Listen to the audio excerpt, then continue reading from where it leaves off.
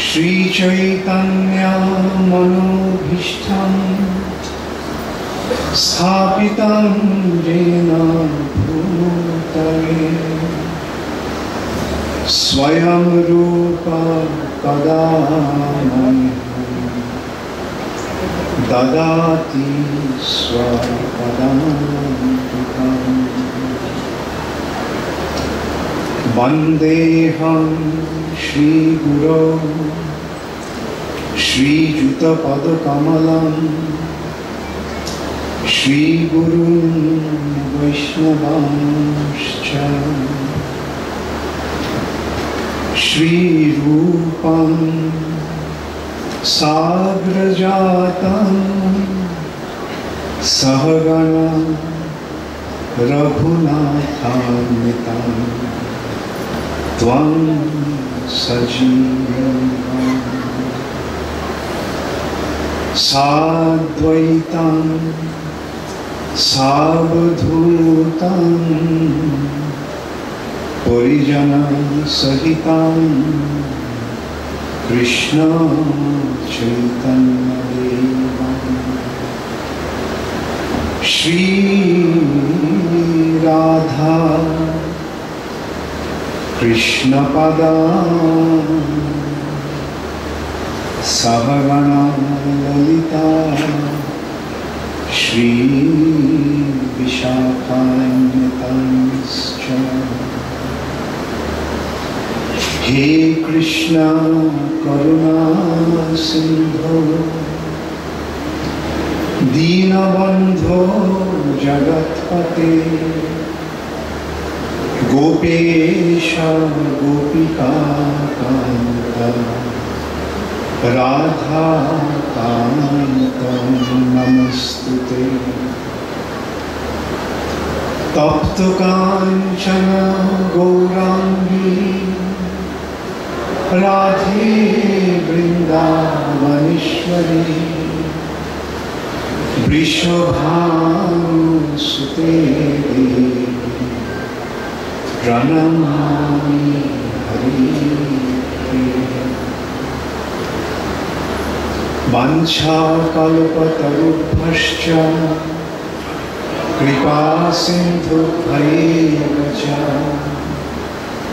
Patitanam pavebhyo Vaishnavebhyo namo namaha Shri Krishna Chaitanya Prabhu Nityananda Shri Advaita Gadadhar Shivashani Gaur Bhakta Hare Krishna Krishna Krishna Hare Hare Hare Rama Hare Rama Rama Rama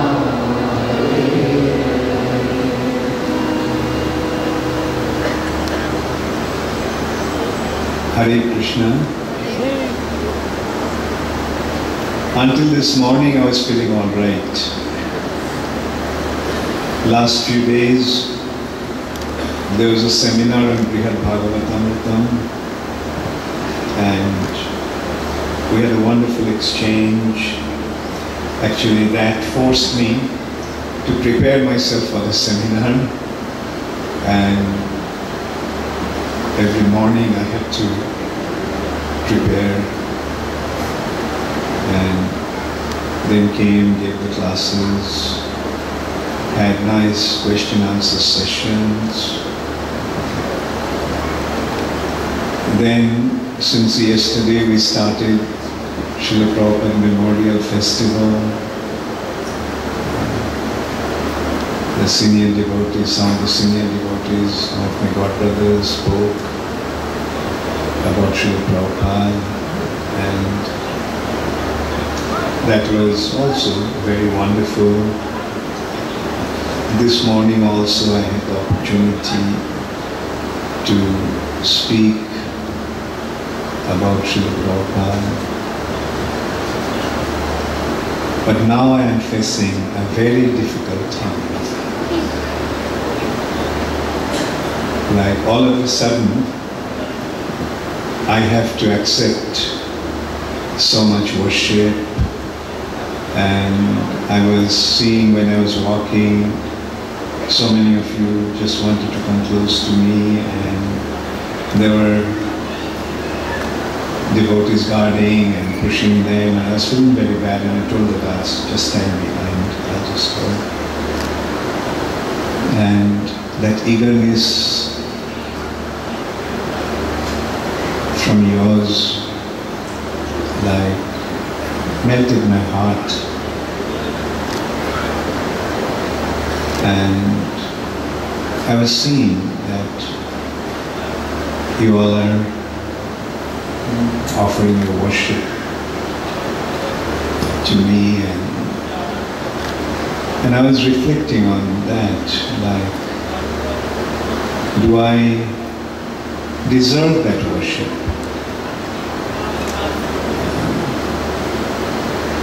I know that I am a very ordinary person, and the only special thing that happened in my life is that I came across Srila Prabhupada. And it is actually due to his mercy that whatever I am receiving today, it is simply a manifestation of his mercy.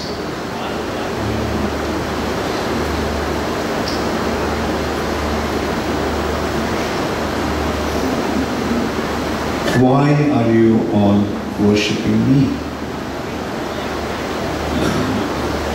Because I am just transmitting the teachings of Srila Prabhupada to you all. And so I was thinking that then actually this worship is for Srila Prabhupada. Like, I do not deserve it. And then I realized the meaning of the word transparent via medium. A spiritual master is a transparent via medium. He should be a transparent via medium. That means transparent means nothing stops. The light passes through that medium without being hindered. Just then only it is transparent. And I was realizing that all that is coming to me is actually Srila Prabhupada's. And I am only a medium.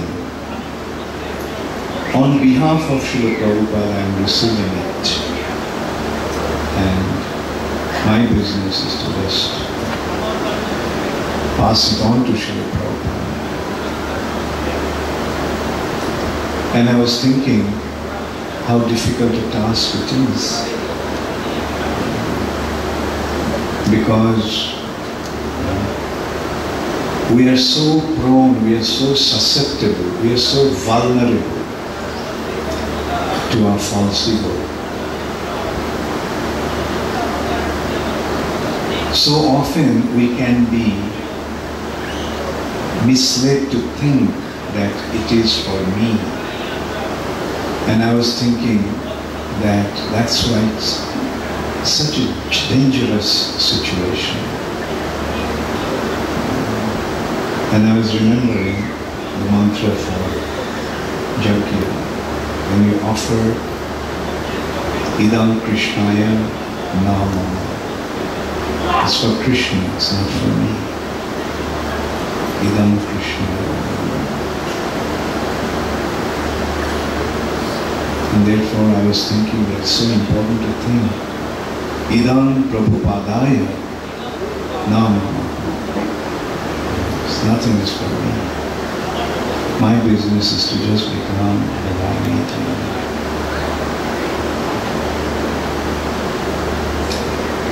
And I was thinking that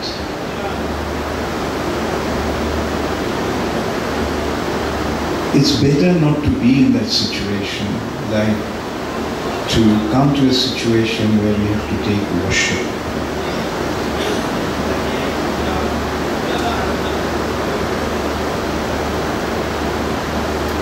Because I was thinking it's not really necessary. It's not really necessary. What is important is the teachings. My business is to give Srila Prabhupada to you. Meaning, give Srila Prabhupada's instructions, Srila Prabhupada's teachings to you, unveil to you.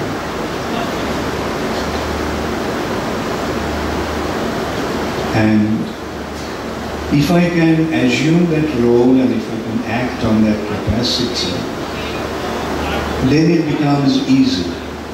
Then there is no problem. Like as I was saying, during the seminar I was feeling perfectly alright. I was feeling happy.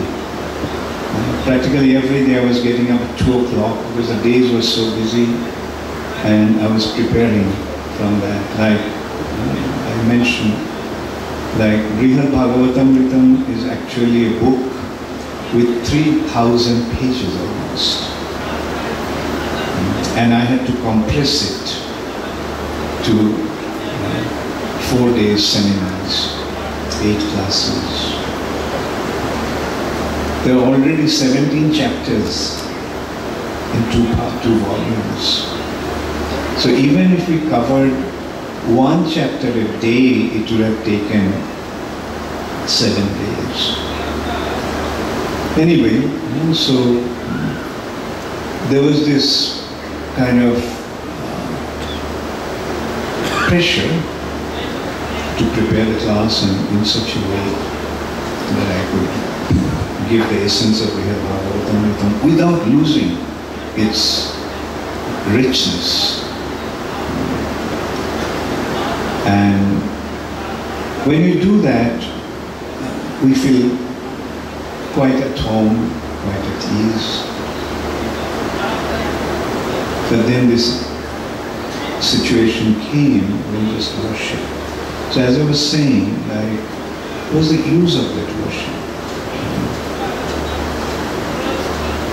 Prabhupada also mentioned that worship is not just offering some fruits and garlands. The real worship is to worship the instructions of the spiritual master.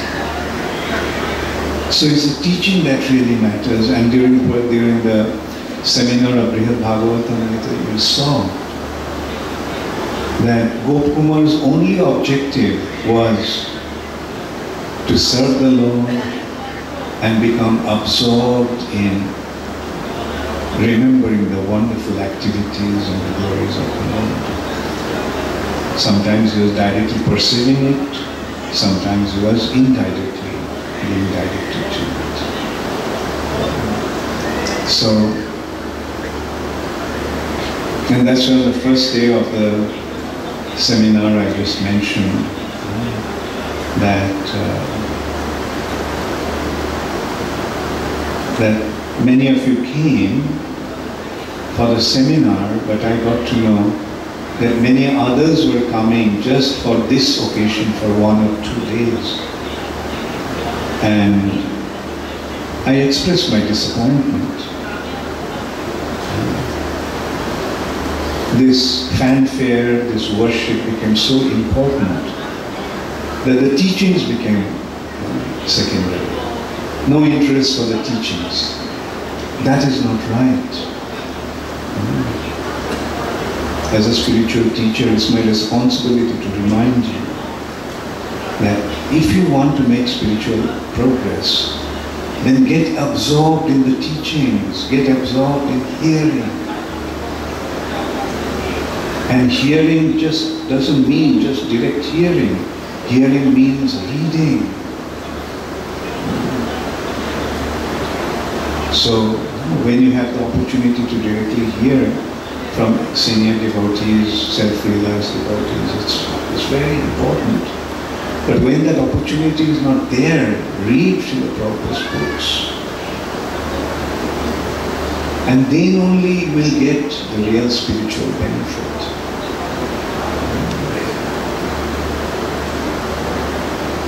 So this is one thing that I would remind you.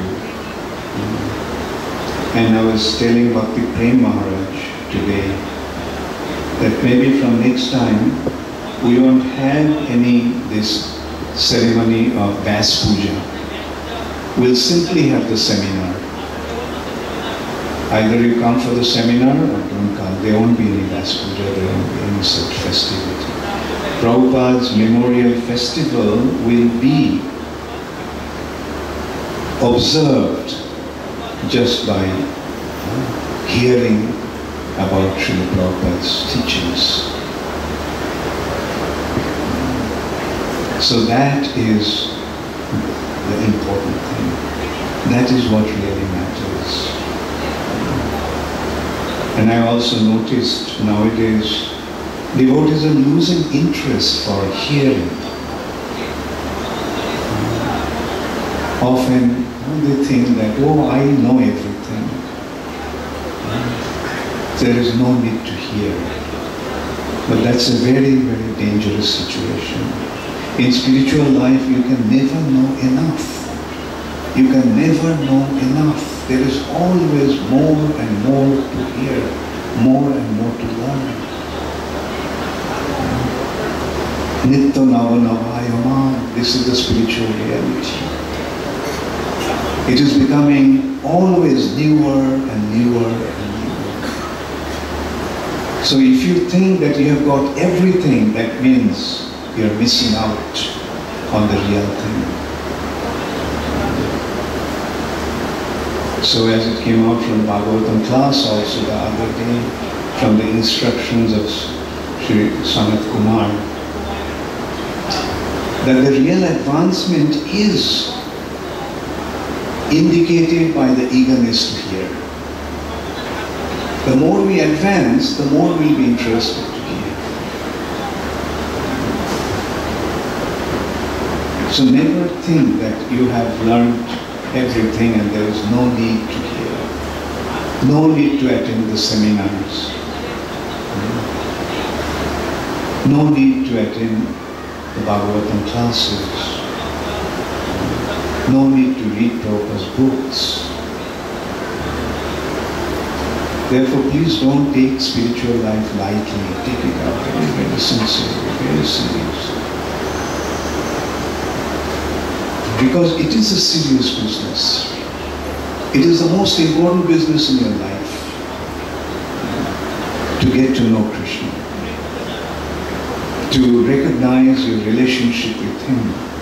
To develop your relationship with Him. And then only He'll be transported to the spiritual sky. It's a very simple process.